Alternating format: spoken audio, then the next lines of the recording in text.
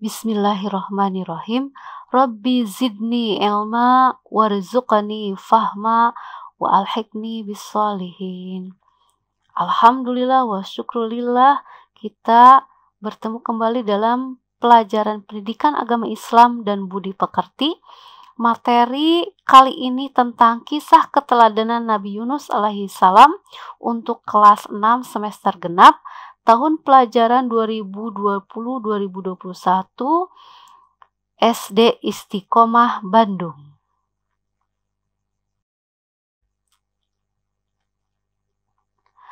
Bab 8 tentang kisah keteladanan Nabi Yunus alaihi salam.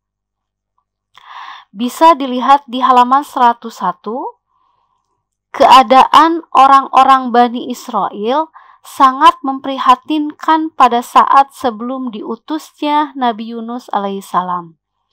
Tingkah laku, moral, dan akhlak mereka sudah rusak. Tidak sampai di situ, mereka juga banyak yang pecah belah dan mendirikan kerajaan sendiri-sendiri.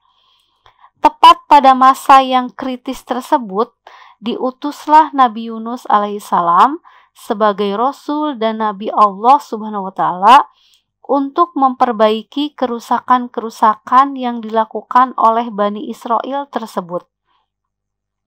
Nabi Yunus alaihissalam terus menyampaikan ajaran Islam kepada penduduk Bani Israel.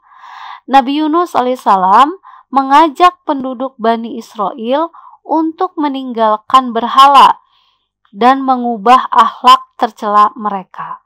Namun, mereka sulit untuk menerima seruan Nabi Yunus alaihissalam. Sebaliknya, Nabi Yunus alaihissalam diolok-olok dan dihina oleh penduduk Bani Israel.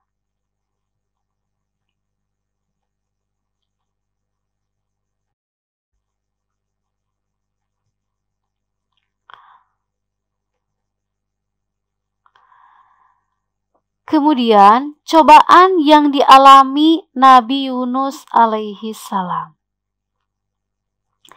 Nabi Yunus alaihissalam mengajak kaumnya untuk kembali kepada ajaran-ajaran Allah Subhanahu wa Ta'ala. Namun, masih banyak kaumnya yang menyembah kepada selain Allah Subhanahu wa Ta'ala. Nabi Yunus alaihissalam sudah 30 tahun menyampaikan agama Allah Subhanahu wa Ta'ala dengan penuh ketabahan dan kegigihan. Akan tetapi, selama itu pula Nabi Yunus alaihissalam hanya mendapat pengikut sebanyak 2 orang saja. Sudah habis kesabaran, Nabi Yunus alaihissalam kemudian memohon kepada Allah Subhanahu wa Ta'ala agar diturunkan siksa untuk kaumnya itu. Akan tetapi, sebelum mendapat izin dari Allah Subhanahu wa Ta'ala, Nabi Yunus alaihissalam sudah meninggalkan kaumnya. Ketika Allah menurunkan siksa pada kaumnya berupa awan yang menghitam, mereka semua memanggil Nabi Yunus alaihissalam. Mereka menyatakan akan beriman kepada Allah Subhanahu wa Ta'ala, serta mengakui kebenaran-kebenaran ajaran yang dibawa oleh Nabi Yunus alaihissalam. Nabi Yunus alaihissalam sudah pergi meninggalkan kaumnya, menaiki sebuah perahu yang sudah penuh dengan muatan.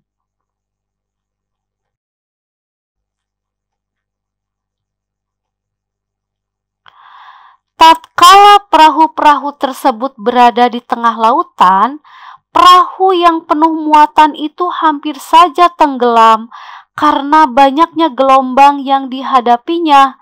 Semua penumpang perahu pun takut tenggelam. Lalu nahkoda perahu berkata, "Dulu perahu ini tidak pernah seperti ini. Mungkin di antara penumpang-penumpangku ini ada salah seorang pelarian. Siapa itu di antara kalian yang menjadi seorang pelarian?" Seru nahkoda perahu. Semuanya diam, tidak ada yang menyahut. Kemudian nahkoda perahu itu berkata sekali lagi, "Sekarang aku undi saja. Siapa yang menerima undian ini, akan aku turunkan dari perahu ini di tengah-tengah untuk mengurangi muatan, ujar nahkoda perahu. Lalu diundilah penumpang tersebut. Undian tersebut jatuh kepada Nabi Yunus alaihissalam, dan diundinya lagi masih saja jatuh kepada Nabi Yunus alaihissalam. Disitulah lalu Nabi Yunus diturunkan dari perahu. Tatkala Nabi Yunus berada di tengah-tengah lautan, datanglah ikan besar, kemudian menelannya. Nabi Yunus alaihissalam dijuluki dengan panggilan Zunnun, karena berada dalam perut ikan besar dengan kegelapan, dengan keadaan gelap gulita selama berhari-hari. Nabi Yunus alaihissalam berada dalam 3 kegelapan. Yang pertama, kegelapan perut ikan. Kedua, kegelapan lautan, dan kegelapan malam. Ketika berada dalam kegelapan, Nabi Yunus alaihissalam berdoa, "Tidak ada Tuhan yang berhak disembah selain Engkau. Maha suci Engkau. Sesungguhnya aku termasuk orang-orang yang zalim." Seandainya Nabi Yunus alaihissalam bukan termasuk orang-orang yang banyak mengingat Allah subhanahu wa ta'ala, niscaya Nabi Yunus alaihissalam tidak akan mendapatkan pertolongan Allah subhanahu wa ta'ala untuk keluar dari perut ikan.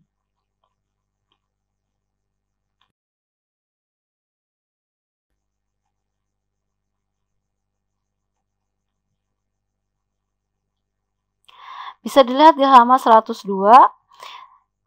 Setelah berada dalam perut ikan berhari-hari, Nabi Yunus alaihissalam dikeluarkan dari perut ikan tersebut ke suatu daerah yang amat gersang. Sementara itu ia dalam keadaan sakit dan tidak berdaya. Kemudian Allah subhanahu wa ta'ala menumbuhkan sejenis pohon labu untuk makanan sehari-hari. Setelah itu Nabi Yunus alaihissalam diperintahkan Allah subhanahu wa ta'ala untuk pulang ke kampung halamannya menemui kaumnya. Kaumnya sudah menunggu kedatangannya selama kepergian Nabi Yunus alaihissalam. Sampailah Nabi Yunus alaihissalam kepada kaumnya yang jumlahnya 100.000 lebih. Dan alhamdulillah atas rahmat Allah subhanahu wa ta'ala, mereka kemudian beriman semuanya. Dan ini dijelaskan dalam firman Allah subhanahu wa ta'ala dalam Al-Quran.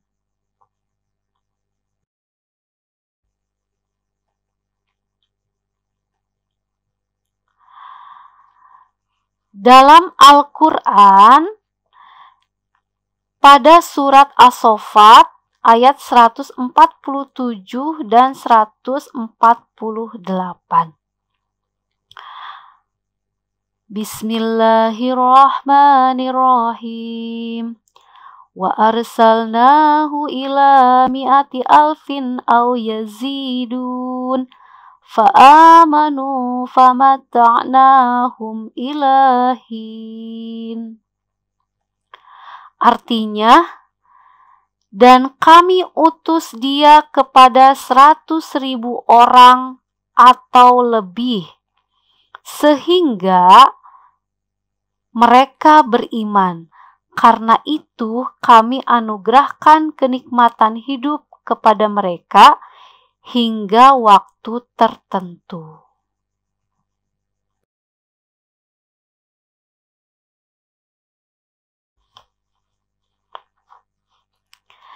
Nah, kisah tentang Nabi Yunus ini ada dijelaskan oleh Allah ketika Nabi Yunus sudah ditelan oleh ikan paus dan Nabi Yunus berdoa. Bisa dilihat dalam Al-Quran surah Al-Anbiya ayat 87 dan ayat 88. Bismillahirrahmanirrahim. Wa dhannuni idh dhahaba mughadiban fadhanna allan naqdiru alaihi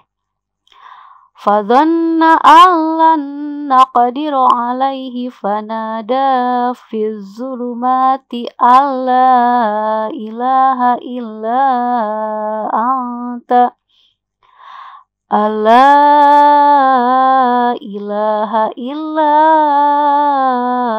anta subhanaka inni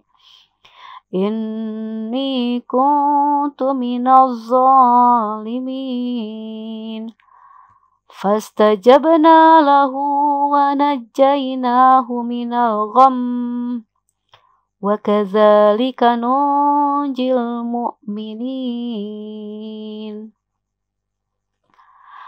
Artinya, dan ingatlah kisah Zunnun atau Nabi Yunus ketika dia pergi dalam keadaan marah, lalu dia menyangka bahwa kami tidak akan menyulitkannya.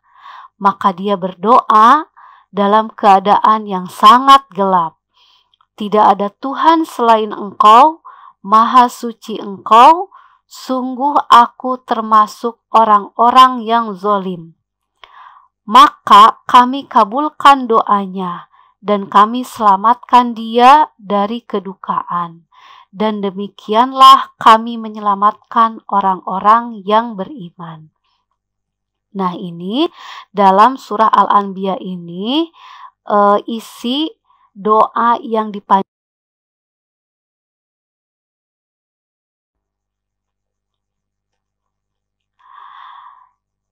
Dalam surah Al-Anbiya yang tadi disebutkan sama Bu Erna adalah doa yang selalu dipanjatkan oleh Nabi Yunus alaihissalam ketika beliau berada dalam perut ikan paus. Dan akhirnya Allah mengabulkan doanya Nabi Yunus alaihissalam. Nah, sekarang anak-anakku sekalian bisa mengisi latihannya ya. Bisa nanti dibaca kembali bukunya, bisa dilihat kembali video pembelajaran ini, kemudian isi latihannya, kerjakan uji kemampuan halaman 104 sampai 106. Bagian A, B, dan C. Jawabannya seperti biasa ditulis di buku tulis, kemudian kirimkan ke Bu Erna ya. Demikian pembelajaran kita kali ini. Mudah-mudahan semuanya dapat mengambil manfaat keteladanan dari kisah Nabi Yunus alaihissalam. Syukran jazilan. Wassalamualaikum warahmatullahi wabarakatuh.